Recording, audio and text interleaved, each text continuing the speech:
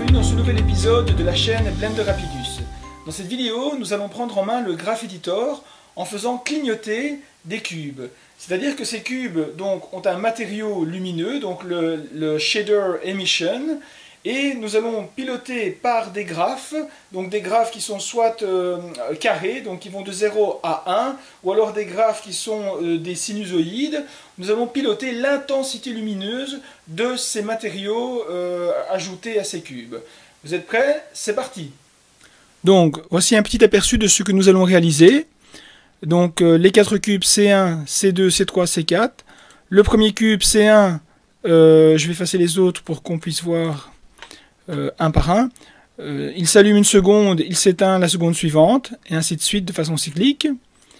Le cube C2, lui, clignote beaucoup plus rapidement, pour après s'arrêter complètement de s'allumer. Le cube C3 agit de la même façon que le cube C1, donc exactement de la même manière. Et le cube C4, lui, il pulse. C'est-à-dire qu'il passe d'une valeur d'émission nulle en ce moment à une valeur d'émission maximum, enfin une valeur que j'ai encodée, puis de nouveau une valeur nulle et une valeur d'émission maximum. Voilà, c'est ce que nous allons réaliser à la fin de cette vidéo de Blender Rapidus. Voilà, donc nous sommes à l'ouverture de Blender. C'est parti, donc nous avons un premier cube ici par défaut que l'on va renommer en étant le cube C1. On va le dupliquer. Avec N, celui que je viens de dupliquer, je vais le mettre en Y en 3. Ah non, en Y j'ai dit. Donc 0 ici et là en 4. Voilà. Non, en 3 plutôt. Voilà. Donc ça c'est le cube C2. Je le renomme dans la liste des objets. Je le duplique encore, C2, et je le mets cette fois-ci non pas en 3 mais en 6. Oui. Ça c'est C3. Et je le duplique encore une fois, on va en faire 4. J'ai C4. Voilà. Et le C4, lui, je le mets en 9. Voilà, j'ai mes 4 petits cubes. Donc, ils sont bien renommés. Maintenant, je vais donner un matériel d'émission au premier. Donc, je vais prendre celui par défaut, que je vais appeler C1 Lume. D'accord? Et ça sera donc un shader d'émission. Voilà. On va lui donner une belle couleur jaune. Voilà. Je me mets déjà ici en matériel. Ah oui, les 3 autres ont la même couleur pour l'instant parce que comme j'ai dupliqué le matériel ici, ils ont pris le matériel par défaut. Mais on va changer ça. Donc maintenant, je vais dans le C2. Donc on est bien dans le C2, vous voyez, qui est sélectionné ici. Je crée un nouveau matériau que je vais nommer C2 Lume. Voilà, lui, je vais le faire rouge, hein, donc un shader d'émission rouge. Zut, qu'est-ce que j'ai fait? Je me trompe. Voilà. Et je supprime, en tout cas pour ce deuxième cube, je supprime le C1 Lume. Je vais dans le C3 qui est sélectionné, vous voyez ici, dans l'interface des objets. Et je lui donne aussi un nouveau matériau que je vais nommer C3 Lume. On donnera une couleur verte à celui-ci. Voilà. Je supprime l'autre parce que donc les 2 matériaux pour l'instant sont affublés au cube 3, mais je veux juste le vert. Donc voilà. Et le dernier, C4, même chose. J'ajoute un nouveau matériel d'émission que j'appelle C4 Lume, comme ça les choses sont bien claires. Et je lui donne une couleur à celui-ci, une couleur bleue. Voilà. Et je supprime le C1 Lume qui, lui, ce matériau-là n'est que pour le premier cube.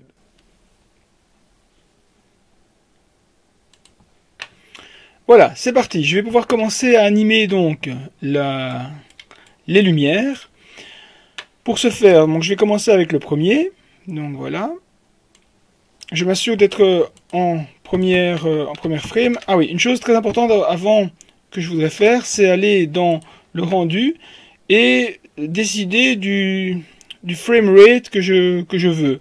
Dans ce cas-ci, je vais faire 30 pour la facilité des calculs, parce que je vais faire des trucs à la demi-seconde, donc des scintillements à la demi-seconde, des scintillements à la seconde, et donc le fait d'avoir un chiffre comme 30, c'est facile à diviser et à multiplier.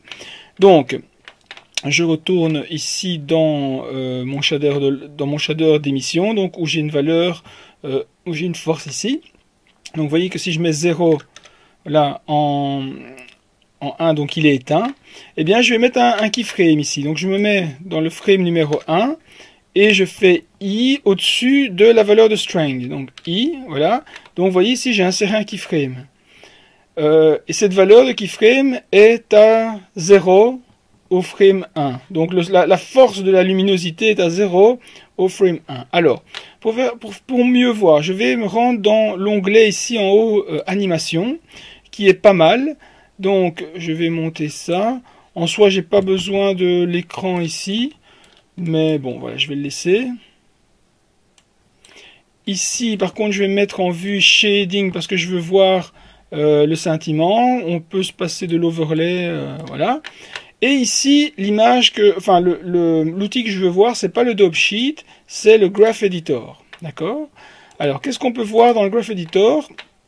Que pour mon C1, donc, regardez, hein, normalement, j'ai déjà un keyframe et on le voit ici. Vous voyez, si je clique avec le bouton droit un peu plus loin, ici, on voit clairement qu'il y a un keyframe qui est là. Alors, je veux faire clignoter cette valeur. Eh bien, je vais commencer d'abord par me mettre sur celui-ci. Je vais appuyer sur N pour afficher le panneau latéral. Et on voit ici que pour le N, donc au frame 1, j'ai une valeur de 0. C'est très bien. Alors, une autre chose que je vois qui ne me plaît pas, je veux pas d'interpolation Bézier, je veux une interpolation constante. Et effectivement, maintenant, comme j'ai sélectionné le premier point, si je fais Shift D, vous voyez, j'ai dupliqué un point et je vais choisir une valeur, par exemple, à 30, donc après une seconde. Voilà, je vais cliquer ici. Donc, vous voyez, à 30, j'ai la valeur 6, mais je vais mettre une valeur ronde. Je vais mettre, par exemple, 20. Et donc, vous voyez donc que j'ai pu, en dupliquant ce point-là, j'ai pu en mettre un nouveau. Et ça amène la lumière, la luminosité, donc la force de la lumière de 0 à 20. En un seul coup.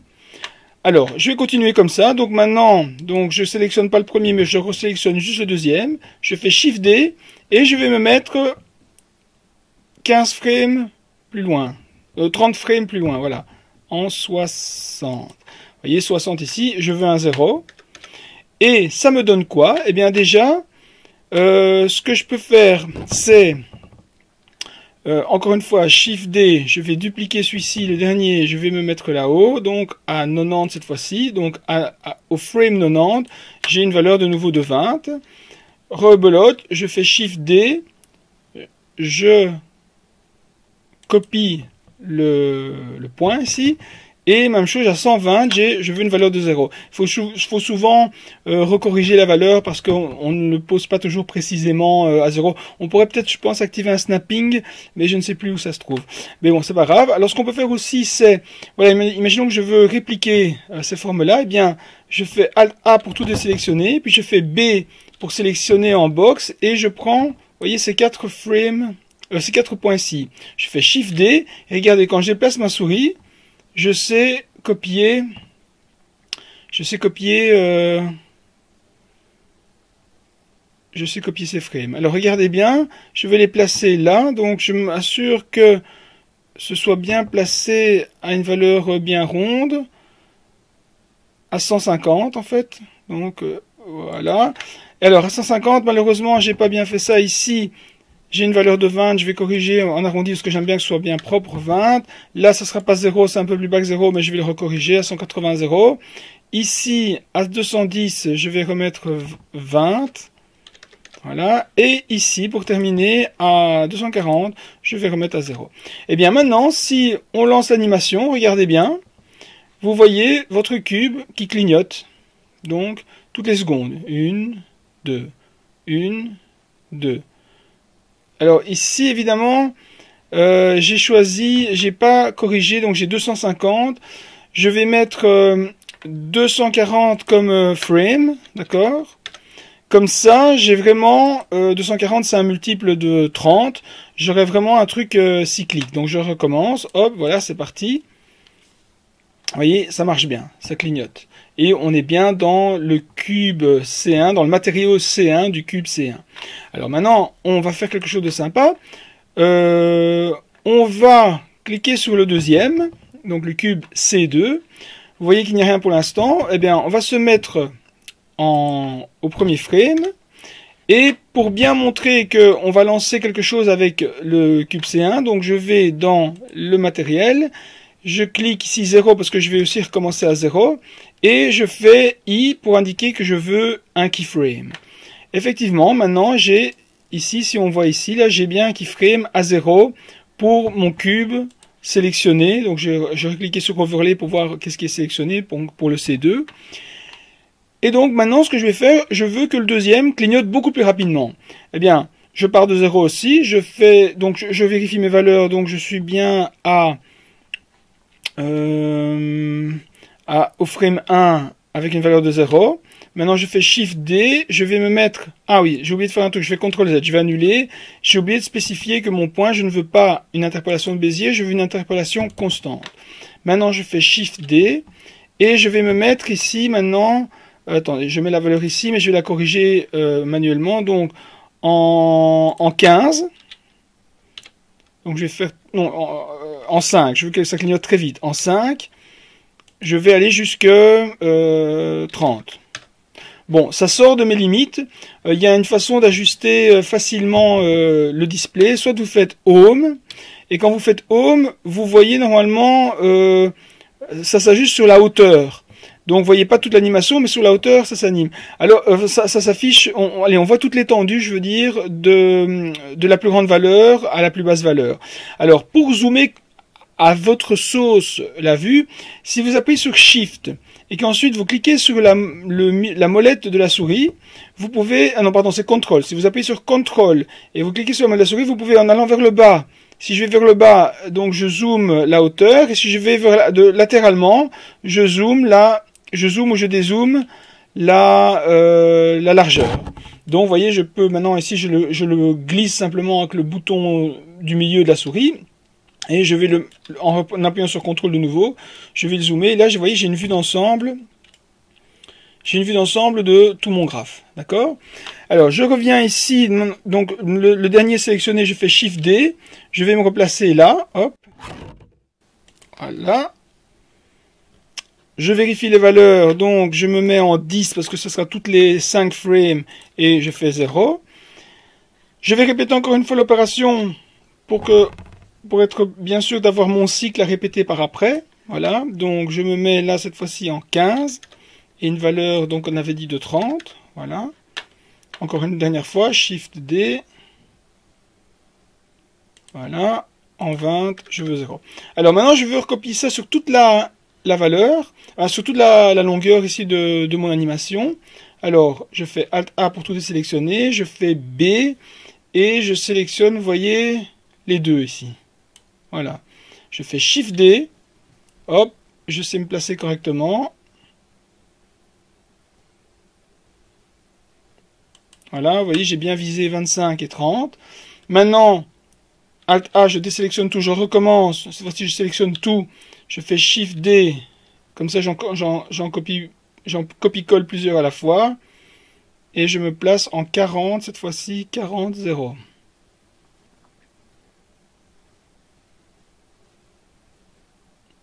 C'est dur parce qu'il faut bien viser.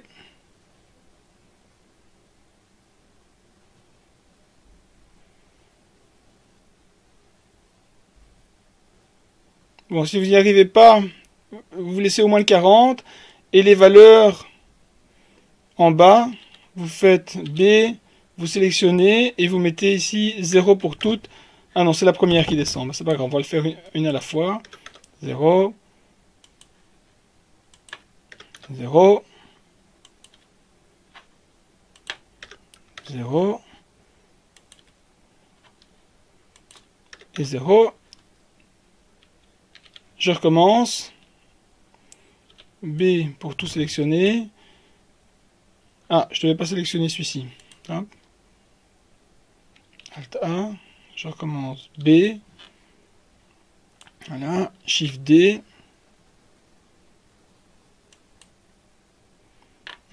Grab. Je me suis mal placé. Comme je me suis mal placé, je peux encore faire G, vous voyez, et je peux encore essayer de me repositionner, hein, même si j'avais cliqué pour le poser. Donc 85 et